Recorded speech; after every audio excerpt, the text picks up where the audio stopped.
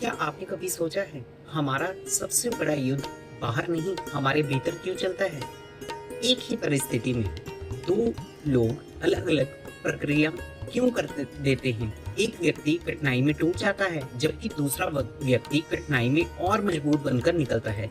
आखिर हमारे thoughts, emotions, fears, desires और डिसीजंस को कौन संचालित करता है? हमारा मन। हजारों वर्ष पहले श्रीमद् भगवत गीता ने मन को इसी रहस्य को समझने का प्रयास किया था। श्री कृष्ण जी कहते हैं, मनुष्य के बंधन और मुक्ति दोनों का कारण मन ही बन सकता है। आज साइकोलॉजी हमारे थॉट्स, इमोशंस और बिहेवियर्स को समझने का प्रयास करती है। न्यूरोसाइंस ये खोजती है कि हमारे ब्रेन में न्यूरॉन्स, न्यूरल नेटवर्क और बायोलॉजिकल प्रोसेसेस इन अनुभवों को कैसे जन्म देती है। और भगवत गीता इनसे भी आगे बढ़कर एक प्रश्न रखती है, यदि मन को देखा जा सकता है तो क्या हम केवल अपना मन हैं? यहीं से शुरुआत होती है एक अद्भुत यात्रा की, माइंड से ब्रेन तक, साइकोलॉजी से न्यूरोसाइंस तक और साइंस से सेल्फ तक।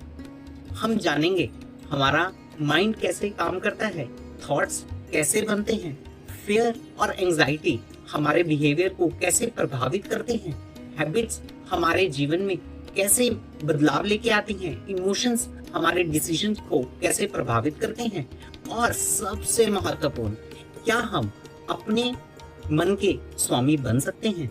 गीता कहती है, मनुष्य को स्वयं अपने आप को ऊपर उठाना चाहिए और स्वयं को नीचे नहीं गिराना चाहिए। आज न्यूरोसाइंस हमारे ब्रेन को पढ़ रही है, साइकोलॉजी हमारे बिहेवियर को समझ रही है, लेकिन हजारों वर्ष पहले गीता हमें एक और यात्रा पर ले जा रही थी, अपने भीतर की यात्रा।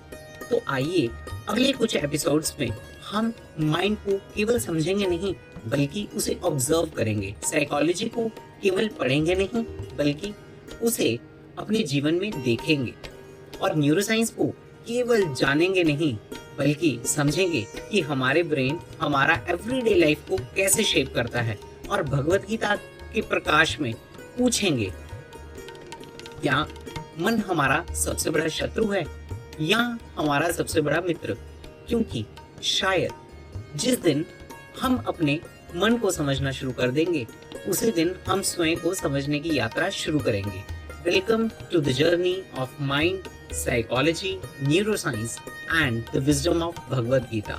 With this, we welcome you all to the channel and प्रेम से कहिए राधे राधे।